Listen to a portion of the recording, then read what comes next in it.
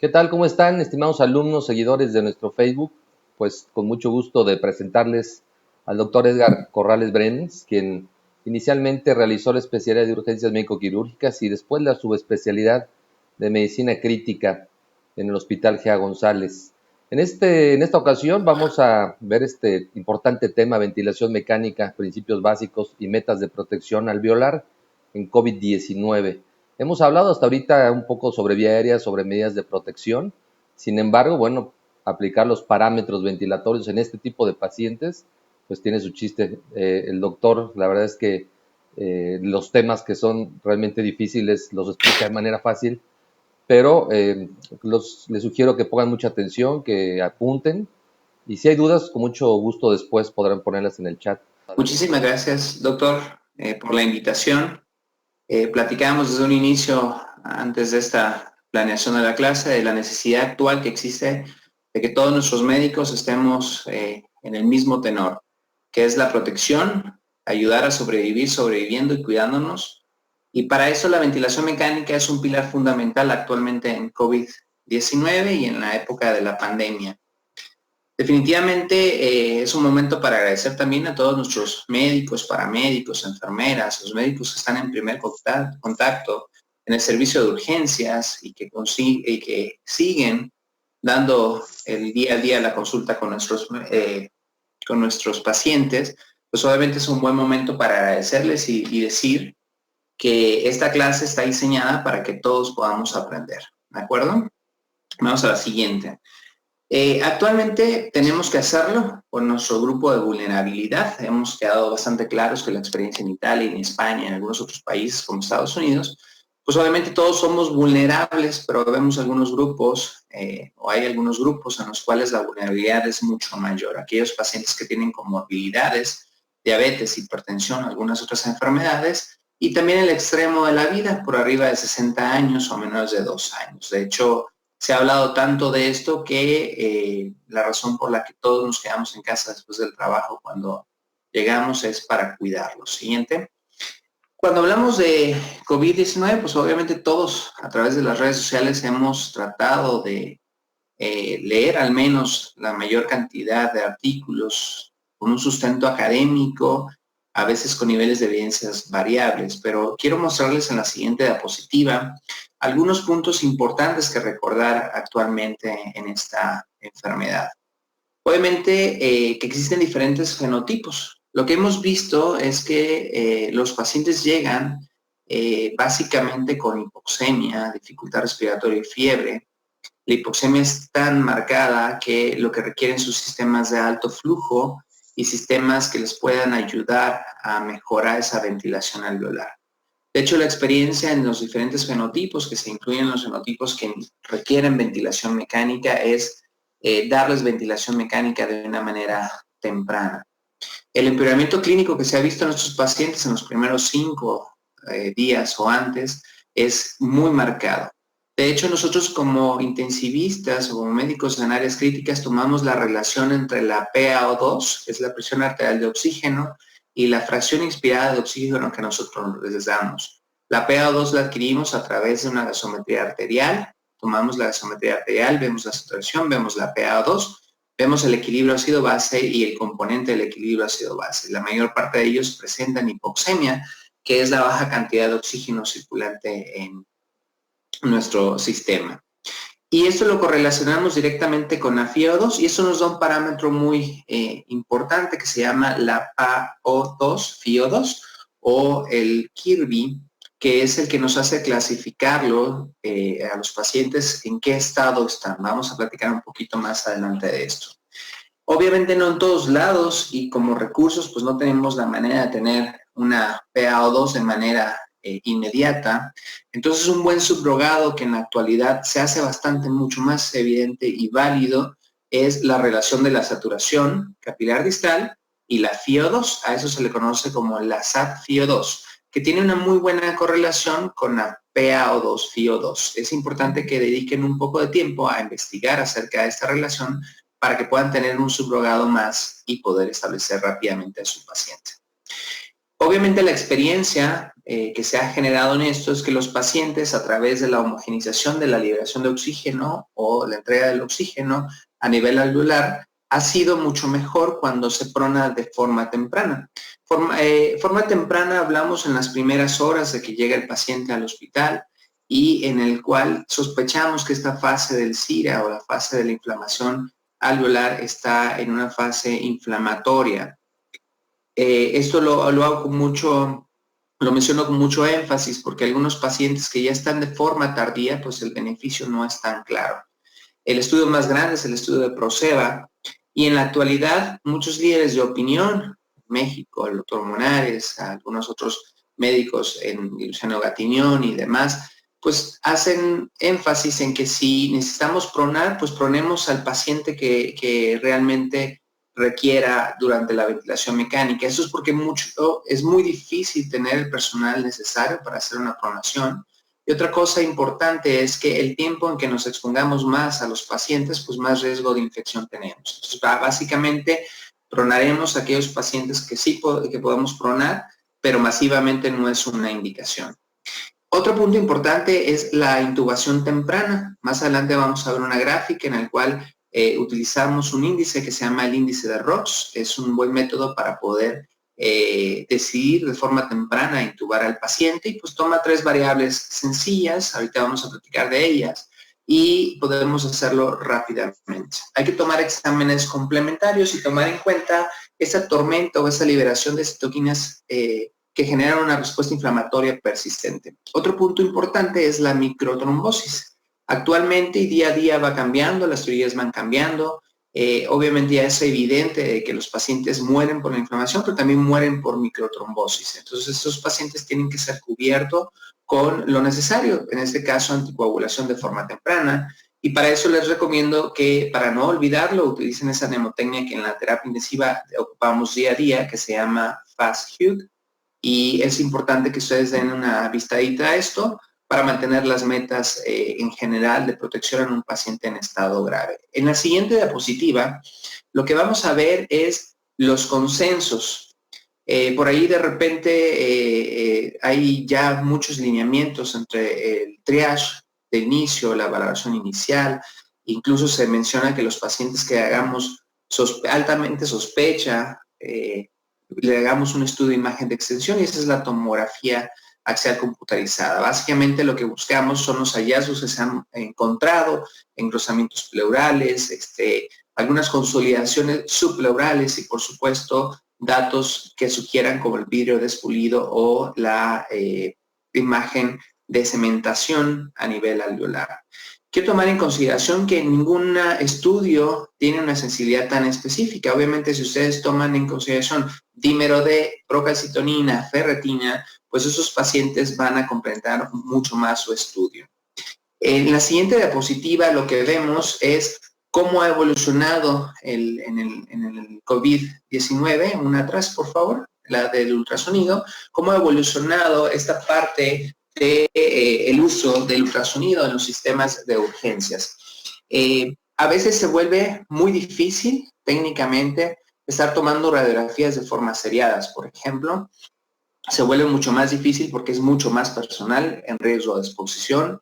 Se vuelve más difícil porque obviamente técnicamente es mucho más complejo y la sensibilidad y especificidad de una radiografía de tórax aparentemente comparado con tomografía y ultrasonido es muy baja. El ultrasonido ha ganado un espacio importante en nuestro nivel de atención primaria, en la atención secundaria y en la atención especializada. Esto hago énfasis porque la relación entre el ultrasonido va muy de la mano con el diagnóstico y el consenso encontrado con la tomografía. Como vemos en la imagen, vemos un ultrasonido pulmonar, está un espacio pleural, vemos 2 sombras acústicas y vemos algunas líneas B con un patrón intersticial. Pero un punto importante que se ha encontrado en estos pacientes es el movimiento pleural, es un movimiento asincrónico, desmedido, con engrosamiento pleural temprano. En la imagen inferior vemos una imagen de líquido en el espacio costo diafragmático del lado derecho, y bueno, obviamente vemos ahí cómo hay un espacio que está lleno de líquido, una imagen hipoecoica, y podemos encontrar datos de consolidación, incluso broncograma asociado de forma inicial en los pacientes que se sospecha COVID. En la siguiente diapositiva quiero platicarles brevemente que el doctor Luciano Gattignoni pues es uno de los mayores pioneros en los conceptos de SIRA, al igual que lo fue el doctor Munray, que actualmente ha fallecido, pero el doctor Gattignoni pues hace un homenaje a esta parte de la terapia intensiva de menos es más. Y justo lo dice, menos es más con la ventilación mecánica. Acaba de reportarse un nuevo artículo en el cual él pone dos posibles perfiles de los pacientes, el L y el H, que son aquellos pacientes que tengan baja o no capacitancia y elastanza pulmonar. Básicamente, él lo que hace es hincapié a que todo lo tenemos que hacer de una manera protectora y no por el hecho de tratar de llevar una oxigenación a lo más normal, sobrepasemos los niveles de PIB y sobrepasemos las metas de protección alveolar. Un punto importante, no voy a hablar de los medicamentos, es que los niveles de evidencia, por ejemplo, de algunos medicamentos, pues en realidad han sido bajos y no se trata de hacer recetas de cocina, se trata de hacer las cosas que tengamos que hacer de una buena manera, protegiendo y salvaguardando siempre la vida de nuestro paciente. Vamos a platicar acerca en la siguiente diapositiva sobre algunos aspectos fisiológicos que debemos ocupar en la ventilación mecánica. La siguiente, en la ventilación mecánica, quiero decirles que, bueno, el modelo en general de la terapia intensiva es tratar de llevar todo a la normalidad a través de diferentes soportes. El soporte mecánico ventilatorio es en realidad un soporte provisional en espera de que ocurra claramente el beneficio de la patología por lo que lo estamos utilizando. En este caso, si sospechamos en SIRA, pues obviamente tenemos que tener una estrategia desde que inicia la ventilación hasta que logramos el destete ventilatorio del paciente o damos un sistema complementario de oxígeno, ya sea por CPAP o demás, de forma crónica. Pero en general, el soporte es un soporte provisional en espera de la resolución de la enfermedad. Es poco fisiológico, en realidad. Poco fisiológico, intentamos simular la fisiología, pero tenemos que recordar conceptos tan básicos como el espacio muerto anatómico y el espacio muerto, el espacio fisiológico. El espacio muerto anatómico en la ventilación mecánica se amplía tanto que es necesario en muchas de las ocasiones tener que medirlo. El espacio muerto anatómico se amplía hacia la tubulatura que existe del ventilador, la rama inspiratoria y expiratoria, y a eso actualmente se llama como espacio muerto mecánico, es decir, un espacio donde no hay intercambio de oxígeno hacia ningún otro sistema. Simplemente es el paso de oxígeno a través del flujo y el volumen que se genera con una presión y un tiempo definido. Eso se llama modelo matemático del uso de la ventilación mecánica. Este aire entra directamente a la tráquea a través de una cánula orotraqueal, que es también espacio mecánico, y llega al espacio muerto anatómico. Y el espacio muerto anatómico en el paciente con SIRA se amplía porque hay zonas en las que no se va a poder difundir el oxígeno hacia el capilar pulmonar. Eso es importante recordarlo porque en este sentido siempre tenemos que tomar en consideración qué potencial de reclutamiento va a tener el paciente, es decir, qué momento voy a poderle dar yo algo de oxígeno y ese se va a utilizar. Otra cosa importante es que es antifisiológico el hecho de no tener la producción de fosfolípidos a nivel de la membrana alveolar. Por eso es que en la ventilación mecánica necesitamos presión positiva al final de la aspiración. ¿Qué quiere decir? Que yo en este momento no tengo presión positiva al final de la aspiración, no tengo PIB. El PIB fisiológico no existe. El PIB se impone o se pone a través de la máquina del ventilador para poder mantener una distensión del alvéolo de acuerdo a la ley de Laplace, presión por radio entre la capacidad de elongarse de esa membrana y poder lograr una mejor difusión del oxígeno del alvéolo hacia el capilar pulmonar. Es decir, es un modelo antifisiológico que se aplica con la intención de hacerlo lo más fisiológico posible. En la diapositiva siguiente vemos una imagen donde podemos observar que tenemos una imagen de una curva de capnografía. Esta imagen muy similar al principito del libro donde dice tengo forma de elefante, tiene forma de elefante esta curva. ¿Qué quiere decir? Que esta curva tiene 3 fases expiratorias, inicia en la fase expiratoria, la rama inicial. Esa fase es la fase donde inicia la expiración, llega a una meseta y se mide finalmente en la fase 3, donde está la fase total de la expiración del CO2. En esa gasometría que ustedes tomaron, también tomaron una PaCO2, una determinación del CO2 sanguíneo.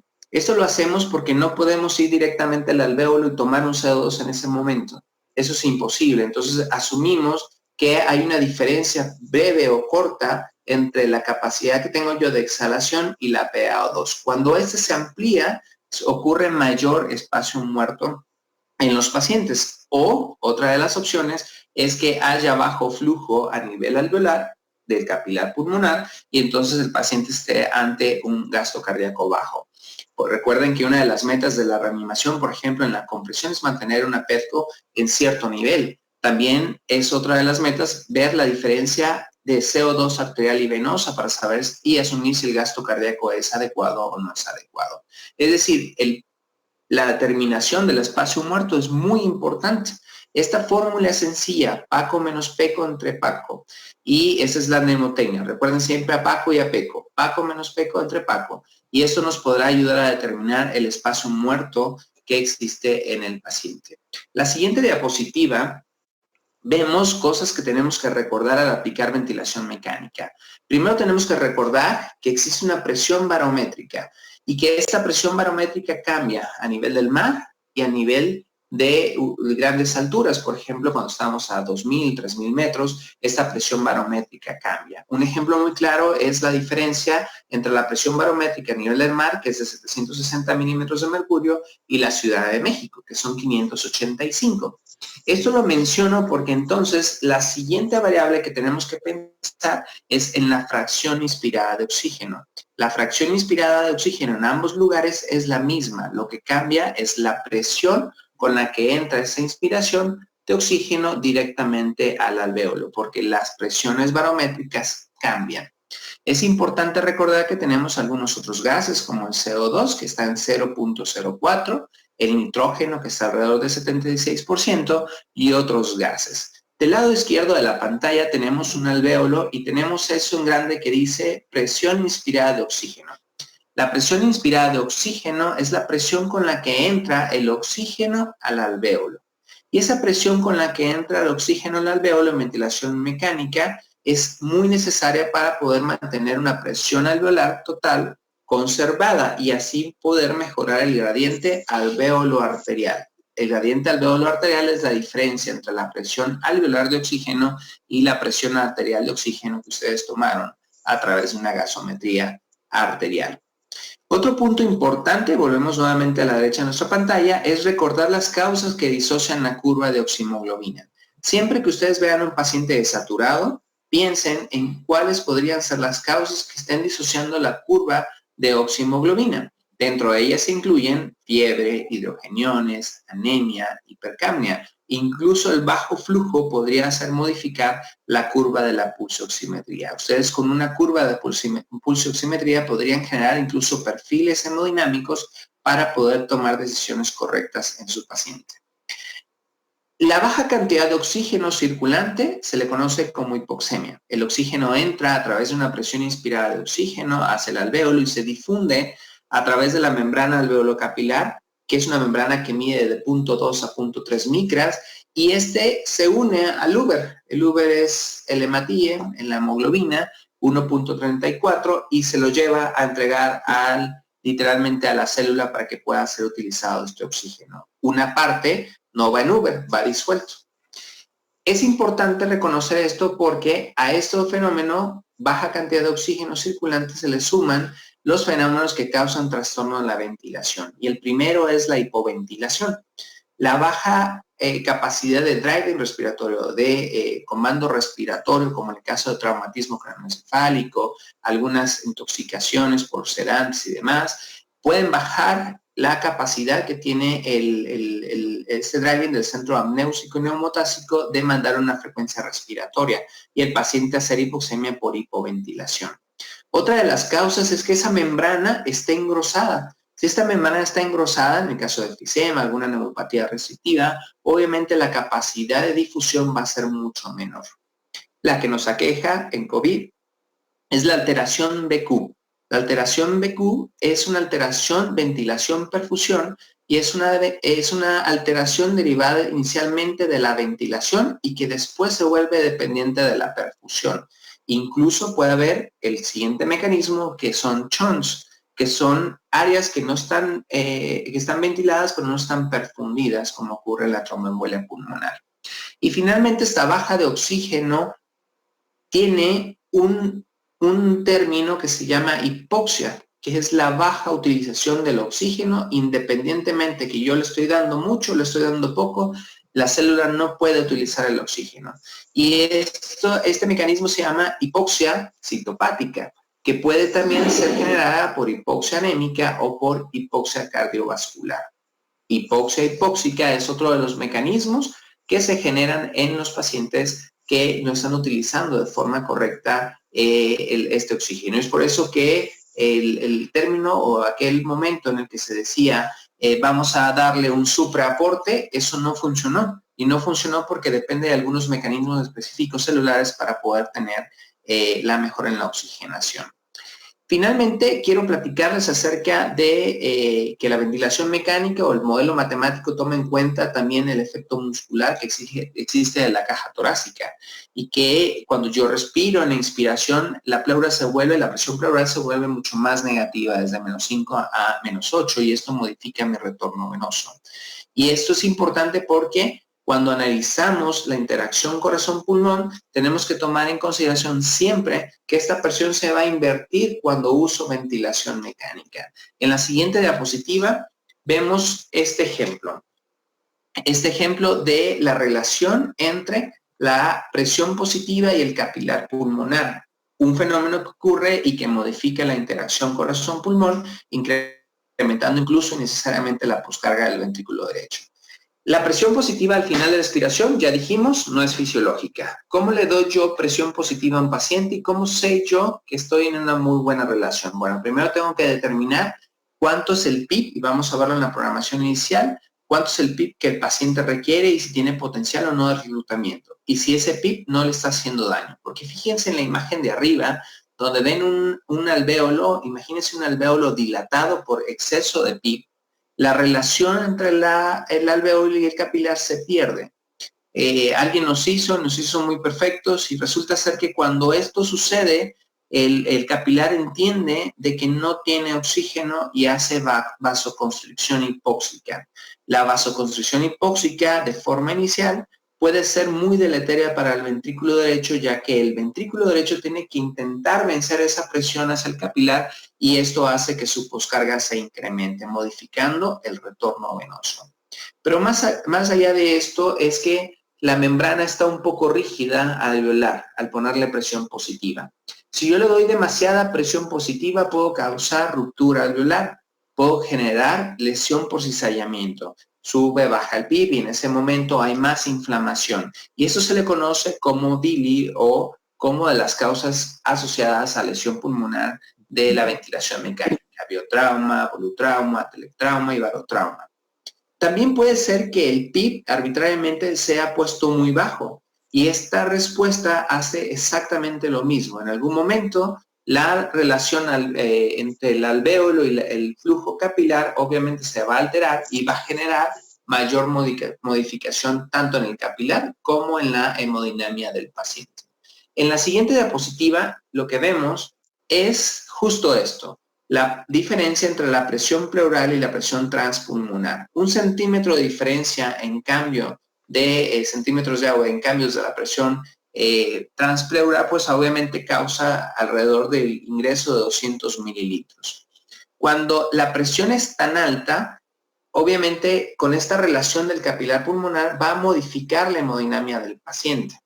Y entonces muchas variables que conocemos para reanimar, muchas variables que tomamos en consideración el ultrasonido, muchas variables que tomamos en consideración para ponerle volumen, tienen que cambiar porque obviamente el retorno venoso se ve alterado. Si esta presión pleural no es tolerada e incrementa a tal punto en el cual ya no puede ser optimizado todos los recursos cardiovasculares, pues obviamente va a generar que el ventrículo derecho incremente su poscarga. El ventrículo derecho incrementa su poscarga con la intención de pasar a través del capilar pulmonar y en ese momento generar una muy buena relación capilar-alveolar. Pero como encuentra una vasoconstricción tan persistente por un PIB innecesariamente alto, en ese momento el ventrículo derecho puede incluso claudicar. Hay una continuidad entre anatómica, el ventrículo derecho es más anterior que el ventrículo izquierdo, hay una relación entre 2:1 y la presión del ventrículo derecho sistólica es de 25 milímetros de mercurio. Cuando esta presión se ve súbitamente alterada, es decir, el ventrículo derecho tolera cambios de volumen pero no cambios de presión, entonces desplaza literalmente el septum interventricular hacia el lado izquierdo. Y la respuesta es interdependencia ventricular. Son aquellos pacientes en los que yo puse presión positiva de 20 y presión inspiratoria de 20, tratando de reclutarlos, y la manifestación es choque. El comportamiento es muy similar como si hubiese habido un choque obstructivo y entonces hice mucho daño al ventrículo derecho tratando de hacer un bien. Finalmente, el ventrículo izquierdo demuestra caída de su poscarga y modifica su retorno venoso. Si pudiéramos medirlo con un Swan-Ganz, entonces entenderíamos que la presión de enclavamiento pulmonar se eleva tanto con un gasto cardíaco bajo que en vez de mejorar al paciente, pues hicimos que claudicara. En la siguiente diapositiva, lo que vemos es esta misma relación, la modificación entre la curva de función ventricular y el retorno venoso durante la ventilación mecánica. Tenemos que tener muchas cosas en cuenta. Por ejemplo, cuando medimos algunas fórmulas como de Paul-Marik, Mike Kopinski, pensando en la hemodinamia, tenemos que saber que si tenemos un volumen tidal alterado, si tengo una presión positiva innecesariamente alta, pues no puedo tomar en consideración algunos métodos hemodinámicos para el análisis de requerimiento de volumen o más.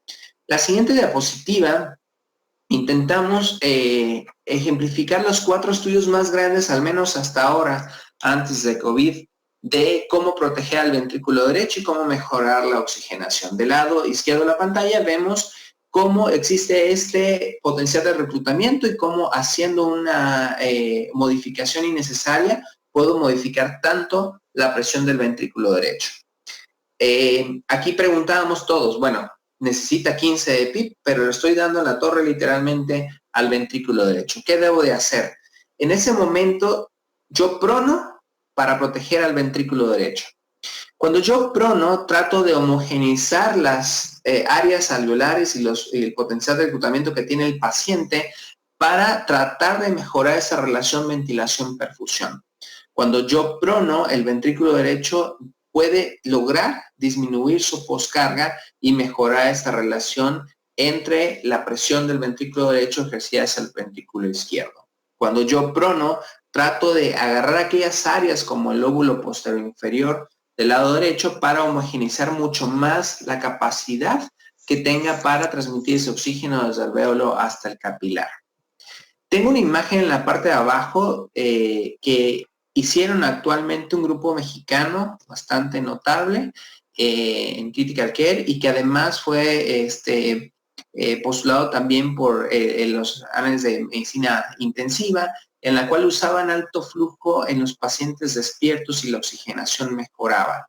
Eso es algo bastante que celebrar. A lo mejor ese cambio anatómico de las zonas de West, que son un principio fisiológico entre la capacidad que tenga de oxigenación y perfusión el paciente, pues a la hora de pronar a los pacientes despiertos, mejoraba su oxigenación.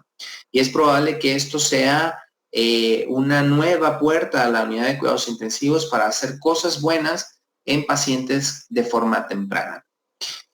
Cuando analizamos los grupos de pacientes que sobreviven, Jesús Villar nos demostró en un estudio muy grande en el 2015 que los pacientes se beneficiaban de pronación justo cuando la presión o la relación de la PaO2-FiO2 estaba persistentemente por debajo de 150 con PIB mayor a 10. Si vemos este grupo de dispersión en el grupo 3, que vamos a ver una gráfica un poquito más adelante, vemos cómo los pacientes sobrevivían más que estar en el grupo 4, que estar en un grupo en el que la PaO2 persistentemente por debajo de 150 y PIB mayor a 10. Ese es un parteaguas para decir, mi paciente llega con datos clínicos de falla respiratoria aguda y en este momento yo realizo la intubación por índice de ROX y demás y ya cumplí estas metas. Si tengo 3, 4, 5, 6 horas y el paciente no ha mejorado, la PaO2 sigue por debajo de 150 y el PIB más de 10. Entonces, prona a tu paciente de forma temprana.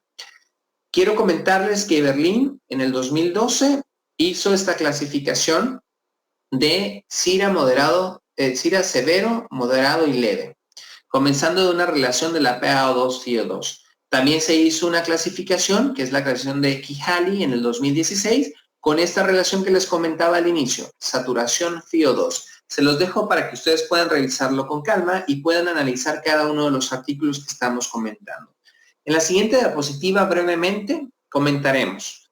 Las metas de protección alveolar, entonces, son mantener una presión plató, que más adelante vamos a hablar que es una presión plató. Por debajo de 30 es lo ideal, 27 es mejor. Un volumen tidal calculado de acuerdo al peso Arnex. Recuerden que siempre deben de calcular el peso Arnex. El hecho de que un paciente mida 150 kilos no quiere decir que ustedes van a calcular a 6 mililitros por 150 kilos. Si ustedes calculan 6 mililitros por peso ideal, que a lo mejor en ese caso es 70 kilos, podrán tener una mejor capacidad de protección alveolar. Ahora voy a dejarles la fórmula en las siguientes diapositivas para que ustedes puedan hacerlo siempre en sus pacientes. Y finalmente es una presión de diferencial, que es el conocido actualmente como driving pressure, que toma en consideración la presión plató menos el PIB. Es una de las mayores ventajas junto con el poder mecánico para dañar menos. No se fijen siempre en las metas de la oxemia, en la del CO2, en la hipercamia permisible. Fíjense siempre en que en la mayor parte puedan proteger a el alvéolo. En la siguiente diapositiva, brevemente les comento lo de Luciano Gattignoni acerca del concepto de baby lung.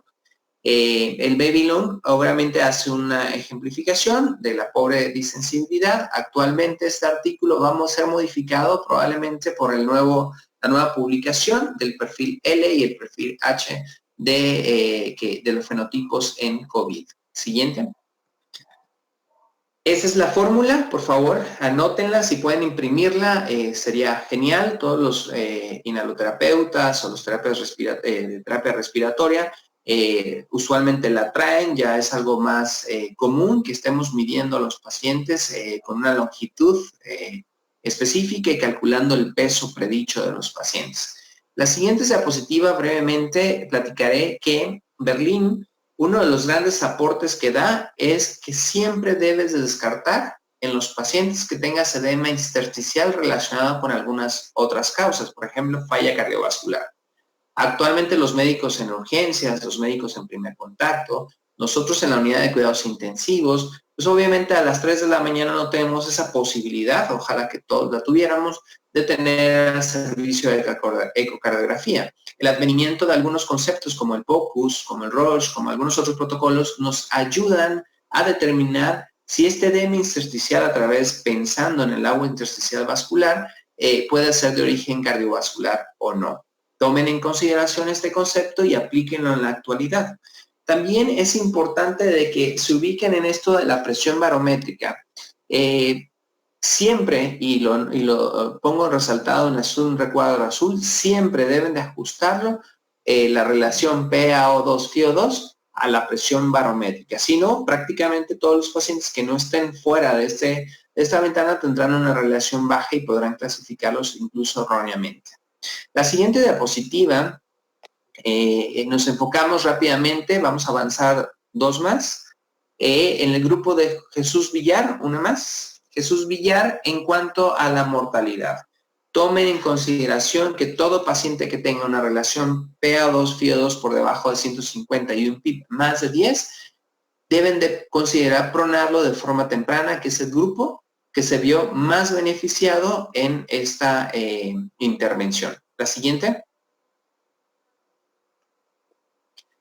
Este es un protocolo de que en conjunto con el grupo del Hospital San Angelín se hizo de forma inicial y el doctor Monares, una persona que respeto mucho en la ventilación mecánica, hicimos una ejemplificación de cómo calcular y cuáles serían las metas. Básicamente, si tienes Berlín 3, pues obviamente vas a tener que tener una relación del PIB y la FiO2 de acuerdo a la tabla ARNET y poder ajustarlos de acuerdo a esto. Si la oxigenación persiste, pronar al paciente de forma temprana, pero algo más importante es, ¿cuándo voy a utilizar bloqueo neuromuscular? La campaña de Sobreviviendo a la Sepsis, que es una entidad y un grupo de personas que realmente vale la pena escuchar en sus recomendaciones, dice que actualmente debemos utilizar bloqueo neuromuscular en los pacientes que no alcanzamos estas metas y que podamos pronar. Y idealmente dan la recomendación puntual de que consideremos usarlo en bolos y no en una forma continua. La verdad es que, como en todo paciente, lo que intentamos es no hacer daño, intentamos que el paciente no necesite algunos otros elementos, ya que puede generar miopatía asociada al paciente grave, y junto con los esteroides y la baja posibilidad de nutrición, todo eso tenemos que evitarlo para que el paciente pueda salir mucho más adelante. Quiero platicarles rápido sobre el ECMO, que es una terapia en la que yo le pongo un catéter al paciente directamente a la vena y eso puede generar un ECMO venovenoso. Pasa literalmente a un oxigenador, a un blender, y eso lo regresa oxigenada. Y le puedo dar un término al pulmón que se llama long rest o reposo pulmonar. Actualmente no se está utilizando en todos lados el ECMO. No sé qué va a salir de la experiencia actual en ECMO. La verdad es que probablemente dé cosas beneficiosas. Sin embargo, no todos tenemos ECMO y no todos los pacientes tienen los recursos para poder tener ECMO. Tomemos en consideración esa terapia como una terapia en boga hacia la actualidad. La siguiente diapositiva nos enfocaremos brevemente y les dejaré un tiempo para que ustedes puedan verla. Es acerca de las recomendaciones en Lancet, la siguiente, de COVID. Básicamente es lo que hemos platicado, mantener las necesidades de acuerdo al requerimiento del paciente. Y la siguiente es importante algunas otras condiciones que podemos hacer para que el paciente mejore. Quiero tomar un minuto para hablar acerca del uso del esteroide. La verdad es que la experiencia del SIRA en general con el esteroide no ha sido tan concluyente. De hecho, muchos de nosotros como intensivistas no manejamos a los pacientes con SIRA con esteroide. Hay artículos actualmente que hacen recomendaciones. La verdad es que es importante escucharlos, ver qué paciente sí requiere o qué no requiere esteroide y tomarnos un minuto para ello. La siguiente. Entendiendo la ventilación mecánica como de un modelo fisiológico o antifisiológico inicial hacia la entrega de aire literal a través de una rama inspiratoria hacia una rama hacia el paciente y recogiéndolo a través de una rama expiratoria, el modelo ventilatorio va a ser tan bueno como tan bueno lo entendamos o también lo entendamos. En la siguiente diapositiva vemos un ventilador, es un ventilador modelo únicamente para que ustedes sepan algunas partes del ventilador. Los ventiladores actualmente son mucho más amigables, son ventiladores incluso con pantallas touch, a diferencia de algunos años en los que los ventiladores tenían perillas y no podíamos ver más que, no podíamos ver gráficas, sino que veíamos prácticamente un manómetro de presión para poder establecer en los pacientes diagnósticos. El display actualmente es mucho más, es más sensible, tenemos menos números, más curvas. Las curvas idealmente pueden ser frisadas o detenidas durante las mediciones y eso lo hace mucho más amigable para poder entender todos los fenómenos físicos que ocurren durante la ventilación mecánica. El ventilador mecánico tiene una rama inspiratoria que al salir de la válvula inspiratoria entra directamente a una especie de caja, que es una caja que le da una humedad efectiva, que le da una temperatura y lo saca nuevamente a través de una rama inspiratoria que va directamente a una guía hacia la cánula del paciente. A través de ella pasa el volumen que nosotros determinemos al determinado flujo en un cierto tiempo del paciente. El paciente, obviamente aquí es activa, la inspiración es activa, la expiración es pasiva. Hay una relación inspiración-expiración de 1 a 2, siempre la inspiración 1 segundo, la expiración 2 segundos. La aspiración ocurre a través nuevamente de la cánula traqueal y la recibe a través de una válvula expiratoria, el ventilador. Básicamente esas son las cuestiones más burdas que debemos de recordar. El ventilador funciona a través de oxígeno y una mezcla de gases para poder mantener siempre esta parte de la entrega de volumen. Cuando hablamos de ventilación, la siguiente, hablamos de un modelo un poco más amigable en cuanto al display. Este es un display de otro ventilador, el que veíamos previamente es un modelo en una figura de un 840, un Puritan de 840, es un vela en el cual podemos ver que actualmente pues tenemos números en la parte de abajo, números en la zona lateral izquierda y algunas curvas. Estas curvas podemos ver las relaciones que tienen en cuanto a la presión y el tiempo, el volumen tiempo, el flujo tiempo, y podemos ver algunos bucles como el bucle de volumen-presión y el bucle de flujo-volumen. Es decir, se vuelve mucho más amigable actualmente la ventilación mecánica. En la siguiente diapositiva, lo que vemos es otra plataforma amigable, nada más que con otra nomenclatura. Y siempre que estamos usando ventilación mecánica, pues queremos encontrar lo que aprendimos, ¿no? Un modo asisto controlado por presión o un asisto controlado por volumen, y de repente nos ponen algunos modos adaptativos, por ejemplo, la tecnología de Hamilton, que suelen confundir a la gente, pero no debe de ser así, ya que lo que tenemos que tomar en consideración siempre en la siguiente es que el modelo fisiológico de la aplicación de la ventilación mecánica debe estar basado en el modelo matemático relacionado con la presión muscular y la presión total de la vía aérea. Y para eso tenemos que entender 4 conceptos básicos. El primero es volumen, flujo, tiempo y presión. Es decir, yo doy un volumen a determinado flujo, 470 mililitros, calculado 6 mililitros por kilo de peso, a un flujo de 60 en un tiempo de 1.2, y este cambio genera un cambio de presión. A eso se le llama ecuación del movimiento. Imagínense ustedes con un globo tratando de inflarlo. Va a llegar un momento en que el flujo de aire entregado a través de un volumen va a generar una resistencia inicial, y esa resistencia va a hacer que de repente el globo se expanda. Y esa expansión va a depender de la capacidad que tenga de distenderse el globo. Esto se le conoce como una ecuación del movimiento. Inicialmente veíamos ese método de la superjeringa con el émbolo y veíamos ese cambio de presión que generaron los chilenos en cuanto a la método de la superjeringa, metiendo un flujo a un volumen a determinado flujo con determinado tiempo y viendo la diferencia de cómo se generaba una presión a la hora que se abría el alvéolo. Es lo mismo que ocurre en este ejemplo burdo del globo. Por eso es que siempre debemos de tener en consideración estas 4 variables. La siguiente, vemos el inicio hacia un proceso de ventilación mecánica. Quiero comentarles que la ventilación mecánica o el soporte mecánico ventilatorio se divide en aquel soporte que voy a dar de una forma invasiva, es decir, le voy a poner una cánula a través de la tráquea para poderlo conectar, y yo lo invadí y le puso la ventilación mecánica. Pero también existe un modo de ventilación mecánica que no es invasiva, es decir, no necesita un tubo a través de su tráquea para poder ayudar a ventilar. Y esto lo hace a través de varias cosas. Puede ser una mascarilla que cubra la parte de la nariz y la boca, puede ser nada más unas puntas nasales grandes para dar CPAP, por ejemplo, puede ser una total face, que es una mascarilla que cubre completamente la cara. Cuando yo decido dar ventilación mecánica no invasiva, entiendo que el paciente puede tener la capacidad de tolerar. Es decir, el paciente me va a ayudar. Ese es el primer criterio y la primera contraindicación cuando el paciente no puede ayudar. Es decir, si el paciente tiene deterioro neurológico, no puede usar ventilación mecánica no invasiva.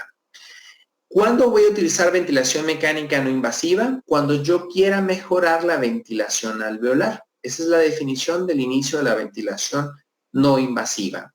Esta ventilación alveolar va a estar dependiente del volumen minuto, es decir, yo le quiero dar un flujo y le quiero dar un volumen para que el paciente pueda mejorar en el caso de acidosis respiratoria o en el caso del intercambio de oxígeno a través del alvéolo y el capilar pulmonar. Estas enfermedades son entonces resumidas sencillamente como descompensación de un EPOC en pacientes con acidosis respiratoria, en el cual el pH nos permite hacer maniobras y poder modificar estas presiones, la falla respiratoria hipoxémica, y quiero hacer mucho hincapié en COVID. Actualmente hay pacientes que se les está poniendo ventilación mecánica no invasiva a través de CPAP. Sin embargo, tengan mucho cuidado porque esto puede ser un método de aerolización. En la actualidad, si el paciente llega con falla respiratoria aguda al servicio de urgencias, solo puede recibir dos cosas: o oxígeno de alto flujo o ventilación mecánica invasiva. Tengan cuidado porque esto puede ser un método de aerolización. Y finalmente, otra de las causas más comunes del uso de ventilación mecánica no invasiva es el choque cardiogénico. En la siguiente diapositiva vemos los conceptos ahora llamados de forma distinta. Es decir, ya no tenemos ese término de PIP al final de la expiración. ¿Se acuerdan del globo que les intentaba explicar que se distendía? Bueno, ahora la presión positiva al final de la expiración es para que el globo no se colapse. Si el globo no se colapsa, entonces mi siguiente respiración va a costar mucho menos que lo que costó de forma inicial, porque voy a encontrar ya un alvéolo distendido y eso va a mejorar la capacidad de transmisión de oxígeno del alvéolo al capilar pulmonar. En ventilación mecánica no invasiva, estos términos se llaman, en vez de PIP, se llama EPAP. Es un término igual, es el equivalente a la presión expiratoria en la vía aérea, que es justo el equivalente al PIP. Nada más que aquí se llama EPAP. La presión soporte alta, es decir, lo que da el volumen tidal, lo que da el flujo en el paciente y va a generar una presión en ventilación mecánica no invasiva, se llama IPAP. Entonces, al paciente siempre le tenemos que programar un IPAP y un EPAP cuando el paciente lo requiera. Hay otros modelos ventilatorios como en ResMed y demás que este IPAP es adaptativo y lo que yo solamente tengo que mandar es el EPAP. La siguiente diapositiva muestra cómo yo voy a programar de forma inicial la ventilación mecánica no invasiva. Para los que no estemos familiarizados, ojo con esto, hay que colocar muy bien la interfase, hay que evitar que haya fuga, fijarnos si nuestro respirador tiene una rama inspiratoria y otra expiratoria. Si no la tuviese, entonces la mascarilla tiene una válvula expiratoria que le permite al paciente no tener ese atrapamiento continuo. Conocer las interfaces es muy importante. Váyanse ustedes, por favor, a la farmacia, a donde están en sus hospitales, presten una mascarilla y van a ver cuáles son cada uno de los componentes de la mascarilla de ventilación mecánica no invasiva. Es importante que se fijen en la válvula expiratoria. Muchos de los errores que ocurren es que le ponen el ventilador convencional, lo conectan a la interfase y no cierran esta válvula expiratoria, entonces el porcentaje de FU es mucho mayor. Los modos más comunes obviamente es soporte continuo, soporte tiempo y algunos otros modos más adaptativos que traen los ventiladores como CPAP y EPAPs que traen de forma externa. Cuando yo inicio la ventilación mecánica, siempre tengo que considerar iniciar con 8 a 12 de IPAP y de EPAP siempre de 3 a 5, manteniendo esa regla de al menos de 3 a 4 centímetros de diferencia entre la presión alta y la presión baja. Tengo que ajustar siempre el FiO2 al 100%. Recuerden que el oxígeno finalmente es un medicamento y puede generar lesión asociada alveolar por la cantidad innecesaria de oxígeno. Yo inicio la ventilación con 100% de FiO2 y la voy graduando de acuerdo a la respuesta del paciente. Puedo bajar de 10 a 20 por hora hasta llegar a un mínimo entre 60 y 40 y lograr que el paciente tenga una meta de saturación de entre 88 y 90 o 92% de saturación, que equivale de acuerdo a la curva de saturación PaO2 en alrededor de 60 de PaO2. Por eso siempre tengo que considerar esta parte. Los pacientes bajo ventilación mecánica no invasiva muchas veces no se adaptan. Entonces, sí es importante hacerle notar al paciente de que va a tener una salida inmensa de aire. Es como si, siempre les doy el ejemplo, si fuesen en la parte de atrás de una camioneta intentando respirar con todo el flujo de aire que da la velocidad en la camioneta, ¿no? El aire. Entonces, hay que darles ansiolíticos, hay que intentar, en el caso de que se pudiera dar una sedación consciente, quizás dexmedetomidina, porque los pacientes sufren al tener este flujo de aire tan importante. Otra cosa importante es que siempre tienes que destitular, es decir, ¿qué vas a hacer? ¿Le vas a poner presión positiva al final, EPAP, perdón, y EPAP durante las siguientes 12 horas, 24 horas, 48 horas? Destitular me refiero a, bueno, este paciente toleró bien 4 horas, lo voy a pasar a un sistema de oxígeno sin EPAP y durante la noche lo voy a dejar nuevamente con el ventilador no invasivo. Siempre ten una estrategia para que pueda funcionar mucho mejor. Vamos a hablar en la siguiente diapositiva acerca de la ventilación mecánica invasiva. Ese que yo coloco un tubo orotraqueal a través de la laringoscopía en el paciente que llegó y que lo requirió. Y entonces ahora yo tengo que calcular de forma temprana un índice que me prediga si el paciente requiere ventilación mecánica invasiva o no temprana. Este es el índice de ROX, menos de 3.85. Puedes realizar una intubación precoz y eso te va a ayudar a tomar decisiones rápidas. Vamos, tomemos en cuenta la PaO2, la FiO2 que le estoy dando y la frecuencia respiratoria del paciente. Si el paciente tiene menos de 3.85, lo intubo de forma temprana, le explico, ¿sabes qué? Te vas a despertar con un tubo en tu boca, no te agites, te va a doler, te va a molestar, vas a toser e intentaré quitártelo antes, tratando de minimizar la capacidad de ansiedad que tenga el paciente. Una vez que yo coloco en la siguiente diapositiva, vemos la ventilación mecánica. Tengo que aprender algunos nombres, algunas variables.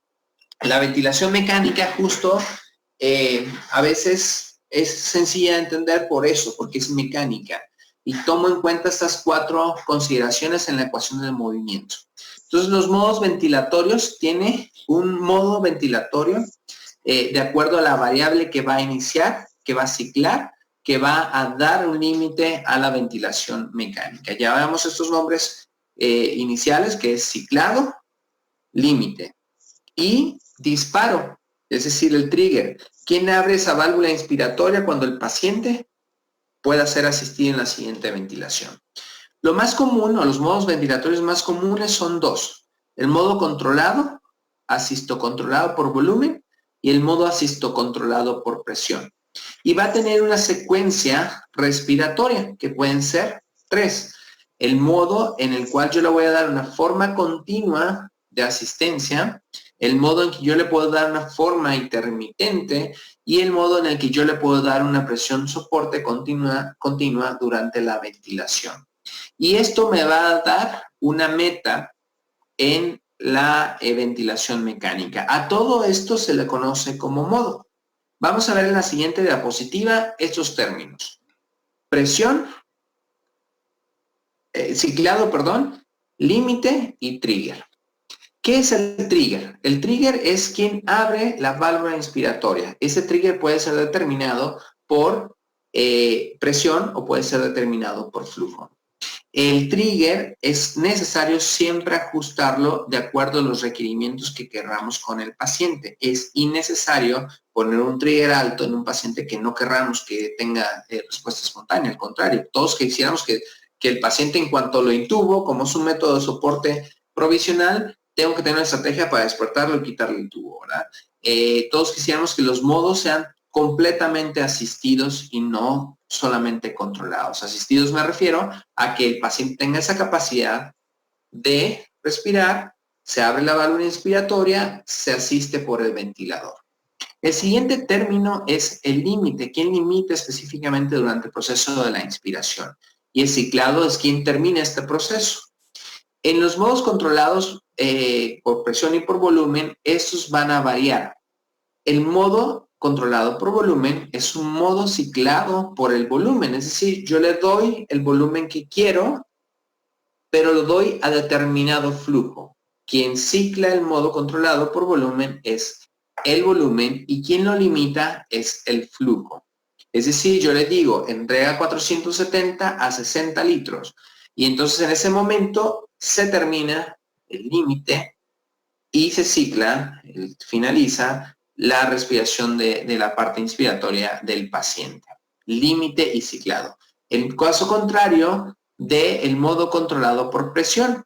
El modo controlado por presión es un modo que voy a limitarlo a determinada presión. Esa es una de las ventajas del modo asisto controlado por presión. Yo inicio, cualquiera de los dos métodos ventilatorios son buenos. No necesito iniciar en los pacientes con EPOC un modo u otro modo. No, yo necesito iniciar aquel modo que se va a adaptar a la necesidad del paciente y necesito iniciar el modo en el cual yo pueda mantener las metas de protección alveolar. El modo controlado por presión tiene la ventaja de que si la presión inicial es muy alta, la presión inspiratoria junto con la presión plató y estoy fuera de las metas sin lograr el volumen específico, entonces yo puedo cambiar a modo controlado por presión y limitarlo, limito la presión. ¿Y quién va a ciclar este proceso? Lo va a ciclar justo el tiempo. Entonces, recuerden estas 4 variables de la ecuación del flujo. Al final son volumen, flujo, tiempo y presión. Algunos métodos cambian su forma de trabajo, pero al final son adaptativos al paciente. En la siguiente diapositiva vemos la programación inicial de los pacientes en modo asisto controlado por volumen. La forma en que yo entrego el flujo durante la ventilación mecánica puede ser de 4 maneras. Una forma cuadrática, una forma desacelerante, una forma acelerante y una forma sinusoidal. La forma más común utilizada y más segura para el paciente es la forma desacelerante del patrón del flujo. Cuando yo inicio ventilación mecánica, de forma inicial tengo que programar el ventilador. Esos son los variables más comunes de la programación inicial. La frecuencia respiratoria tiene que ser lo más cercano a lo fisiológico y tengo que tomar en consideración algunos patrones que yo quiera corregir. Por ejemplo, en el caso de acidosis respiratoria. Ahorita vamos a hablar un poco de eso. Inicien la frecuencia respiratoria entre 14 y 16 por minuto. ¿Cuánto inicio de PIB? Recuerden que no existe PIB fisiológico, entonces necesito ponerle un PIB que yo crea que va a mantener esa capacidad de distensión alveolar. Lo ideal es que inicien entre 5 y 8 centímetros de agua. Inicien una FIO2 al igual que la ventilación mecánica no invasiva al 100% y van reduciendo al menos de 10 al 20% durante la primera hora hasta lograr sus metas de oxigenación. El volumen tidal puede ser calculado entre 6 y 8 mililitros por kilo de peso. 8 en pacientes que no tengan lesión pulmonar específica. Sin embargo, 6 es la meta siempre en los pacientes que queremos mantener protección alveolar. 6 mililitros por kilo de peso de volumen tidal ajustado al peso Arnes. Siempre ajustado al peso predicho o al peso ideal del paciente, no al peso real. Otro punto importante es el flujo y que es uno de los errores más comunes en la ventilación mecánica, es el flujo. El flujo se ajusta de acuerdo también a la relación IE que yo quiero tener a mi paciente.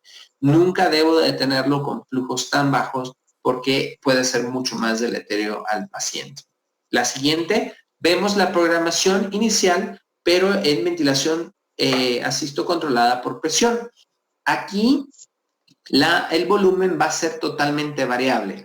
En el modo controlado por volumen, la presión es variable, el flujo es constante. En el modo controlado por presión, el volumen es variable.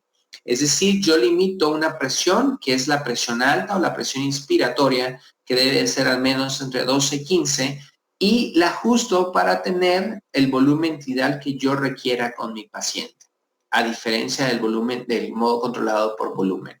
Esas son algunas de las variables en la programación inicial. Siempre ajusten el tiempo inspiratorio, también de acuerdo a los requerimientos que quieran de relación IE, pero mantengan estas dos imágenes de saber que en el modo controlado por presión, el volumen va a ser ajustado de acuerdo a la presión inspiratoria que el paciente tenga y va a ser variable, a diferencia del modo asistido controlado por volumen. Vamos a ver en la siguiente gráfica esas dos grandes diferencias. Fíjense en la primera, perdón, vamos a adelantar dos más, doctor, si es posible. Una más. Esa. Vamos a ver esas grandes diferencias. Una, el volumen. El flujo siempre va a ser constante. La que va a variar siempre es la presión. Ahí tenemos las dos curvas. La curva de flujo-volumen, que en este caso es un modelo de enseñanza, entonces el flujo es cuadrático. Y en la parte de abajo tenemos la curva de presión-tiempo. En la curva de flujo-tiempo vemos cómo hay una rama inicial que es la inspiración, que llega a la horizontal. Después viene una rama que es la expiración, que baja por debajo de la horizontal y llega nuevamente a cero. Esto se le conoce como lo que entra tiene que salir. Si esto no sale, pensemos en autopilot. Si de repente hay fuga, podemos identificar y de repente podemos identificar algunas otras variables en esto. En la curva de abajo de la presión, dijimos que en el modo asisto controlado por volumen, la presión siempre es variable. Vemos la fase inicial del ascenso de la curva y llega a un momento en que existe una presión inspiratoria, una presión de la vía aérea total del paciente. Esta diferencia de presión hacia abajo hace una pequeña muesca en el caso de la presión plató y baja nuevamente hacia la fase expiratoria. Ahorita vamos a ver un poquito más adelante cada una de las fases de las curvas. En consideración a la curva de presión, al asisto control por presión, pues obviamente el flujo va a ser variable, el volumen va a ser variable, pero la presión va a ser siempre constante. La presión se va a mantener entre el pic que ustedes pusieron y la presión inspiratoria en que ustedes eligieron para dar un volumen tidal al paciente. La siguiente diapositiva muestra esas grandes diferencias. Esta es una curva de presión-tiempo y es una curva en la que nos muestra cada una de las fases de la curva de la ventilación mecánica invasiva en una modalidad ventilatoria establecida. Cada una de ellas tiene una respuesta y cada análisis de ella tiene una respuesta y tiene que generar una fase de resolución o una modificación para que podamos tener una mejoría en el paciente. Fíjense la pendiente entre B y C, entre C, D y E. La fase inspiratoria, al llegar a la presión máxima hacia C, en ese punto hacemos una pausa inspiratoria de al menos 0.5 segundos y a eso se le conoce como presión plató. En ese momento las presiones se igualan y me da una capacidad de diferenciación entre las presiones. Un incremento entre esta, es decir, entre la presión pico y la presión plató, puede ser asociado a un incremento en la resistencia. De hecho, ustedes pueden establecer un patrón sindromático y decir, bueno, el paciente tiene un patrón de resistencia leve, moderado y severo. Y pueden hacer una intervención relacionada con este incremento en la resistencia. Después de esta presión plató, que es el punto E hasta el punto F, tomen en consideración que esta diferencia que ocurre entre la presión plató y la presión positiva al final de la expiración es el equivalente a la compliancia o la capacidad de distensión. Recuerden nuevamente ese globo, tenemos que medir qué cantidad de aire puede entrar a ese globo y qué cantidad lo puede distender. A eso se llama complianza. Y esa complianza puede estar afectada en los pacientes con síndrome de distrés respiratorio agudo, SIRA, severo. Y en este momento es donde tenemos que pensar cuáles son las estrategias que debemos determinar. La fórmula es el volumen tidal que yo programé entre la diferencia, es decir, la presión plató menos el pico. A eso se le conoce como distensibilidad estática. Hay otra distensibilidad y es la que tenemos que estar constantemente midiendo. Ahora en los ventiladores prácticamente se miden de forma automática. No tenemos que hacer esta pausa, está midiendo de forma continua y esta distensibilidad dinámica puede ayudarnos a lograr también las metas. La diferencia entre la complianza estática o la distensibilidad estática es que la presión que tomamos en consideración es la pico menos el PIB entre el volumen tidal, a diferencia de esta otra que era la presión plató menos el PIB. También es importante notar que la curva, si notan en la fase A, es la fase de inicio del flujo hacia la gradiente del volumen y la capacidad de distensibilidad, inicia no de cero. ¿Qué quiere decir? Que estoy iniciando a partir de una presión, que esa es la presión positiva al final de la expiración o PIB. Yo inicio a partir de esa fase de PIB e inicio todo el proceso de ventilación. La siguiente es un ejemplo muy claro en la que podemos ver cómo se incrementó la resistencia. La presión pico se incrementó a diferencia con respecto a la presión plató y eso demuestra una resistencia incrementada.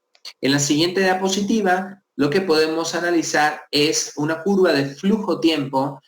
¿Recuerdan aquel momento en que les dije todo lo que entra tiene que salir? Bueno, en este momento, en la fase expiratoria no llega a la horizontal, es decir, no llega a cero, y lo que podemos asociar es que el paciente está teniendo atrapamiento aéreo. Eso es algo muy perjudicial en los pacientes, tolerables en otros, pero es importante tomar en consideración que si yo atrapo 50 mililitros y en la siguiente respiración 50 y en la siguiente 50, puede llegar un momento en que yo puedo generar hiperinsuflación dinámica. ¿Qué quiere decir? Que tengo tanto volumen residual funcional y tanta presión dentro del pulmón que voy a hacer una manifestación como choque obstructivo. De hecho, cuando uno está aprendiendo a manejar ventilación mecánica, siempre te dicen, si el paciente tiene inestabilidad y ves rápidamente esta curva, consideran desconectar el ventilador de la cánula traqueal, porque el paciente está haciendo hiperinsuflación dinámica. Y lo que hacemos es literalmente liberar esa presión que estaba en la vía aérea y volver a conectar. Sin embargo, las maniobras para la corrección del auto-PIB, por ejemplo, en pacientes con asma grave o demás pacientes, es corregirlo de acuerdo al requerimiento de PIB y de flujo. Por eso siempre esta curva es sumamente necesaria analizarla. En la siguiente vemos uno de los principales bucles que siempre tenemos que tener en consideración, que es el bucle de volumen-presión. Este bucle, de hecho, siempre que uno llega al ventilador, al display, busca estas tres curvas que les comentaba, que son tres curvas básicamente, la curva de presión, la curva de flujo y la curva de volumen, que la única diferencia entre estas tres es que la de flujo tiene un componente positivo o negativo y todas las demás son positivas. Pero cuando uno analiza un bucle, se puede dar cuenta de básicamente todo. La parte inicial o la parte inferior de la curva es la fase de la inspiración. La fase de la inspiración tiene un punto importante, que es el punto de inflexión inferior, que es decir, llega el momento, ¿se acuerdan cuando hablamos del globo? Yo empiezo a tratar de inflarlo y tiene una resistencia hasta que ¡puf!, se abre. Empieza a abrirse, a distenderse, en ese momento es el punto de inflexión inferior. ¿Qué tanto se distiende? Va a ser justo esta curva, la histéresis de la curva.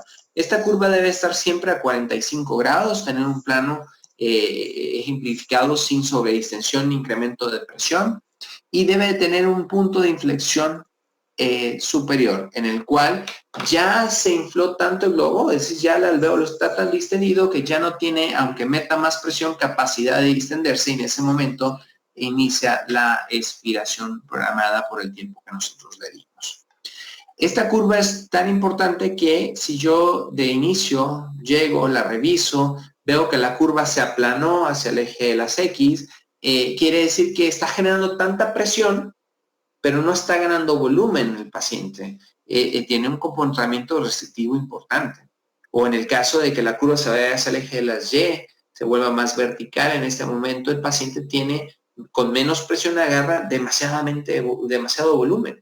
Y entonces en ese punto puedo descartar que tenga sobredistensión el paciente. En la siguiente diapositiva vemos otro bucle, que es el bucle de flujo-volumen. Esto es, siempre que trato de enseñar esta curva, lo que intento es decirles, aquí la ventaja que tienes es que vas a ver la expiración como si fuese midiéndolo como un flujómetro.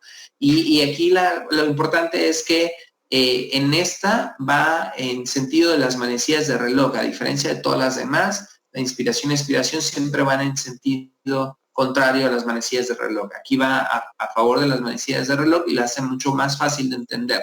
La inspiración, la expiración, que es el proceso pasivo después de la inspiración, y vemos algunos cambios, como en este caso en la curva donde el flujo se disminuyó, y eso puede ejemplificar que el paciente tiene un aumento en las resistencias, o podríamos diagnosticar fuga de aire y poder dar un tratamiento con broncodilatadores de forma temprana.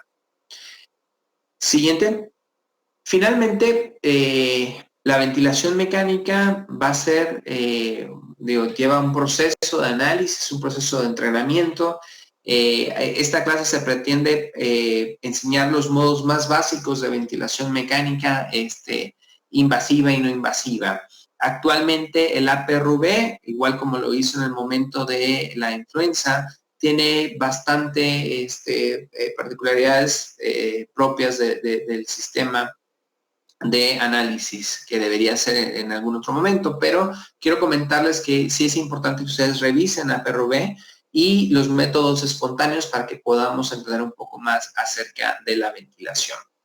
Como conclusión, quiero darles mi opinión. Yo creo que hay demasiada información. Esta información muchas veces es muy vaga.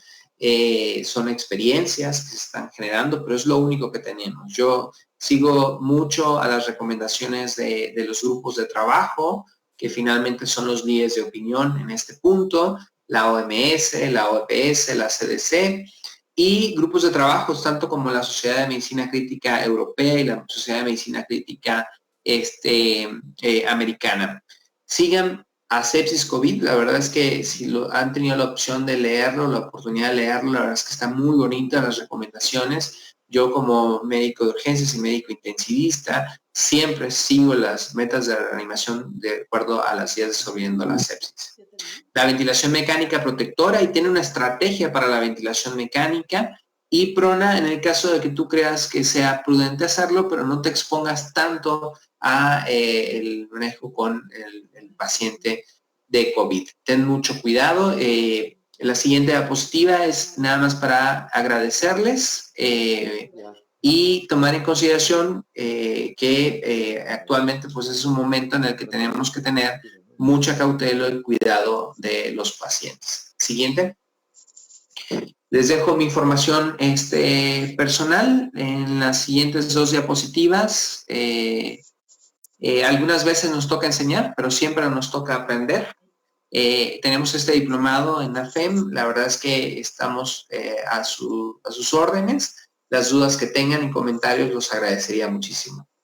Doctor, muchas gracias, estimados alumnos y seguidores de nuestra página. Sin duda un tema muy completo, muy importante. Se requiere saber fisiología, de revisar bastantes artículos, desde fisiología básica, como les digo, hasta de modos de ventilación. Y bueno, la introducción que nos da al manejo del paciente con COVID. Es un gran resumen, doctor. Le agradezco mucho y la experiencia con la que nos da estos tópicos. Los invitamos a inscribirse a este diplomado. El doctor es coordinador del diplomado de tópicos selectos de medicina crítica, así que con mucho gusto estaremos pendientes de sus inscripciones y de sus dudas que surjan de esta plática, que seguro serán algunas, doctor. Pues muchas gracias. Muchas gracias a ustedes, doctor, y felicidades por el esfuerzo enorme que estamos haciendo todos. Yo espero que, primero Dios, esto pueda pasar con una mejor final. Así es, le agradecemos mucho, lo felicito, doctor, por su ponencia y estamos al pendiente. Muy amable. Hasta luego, muchas gracias. Hasta luego. Hasta luego.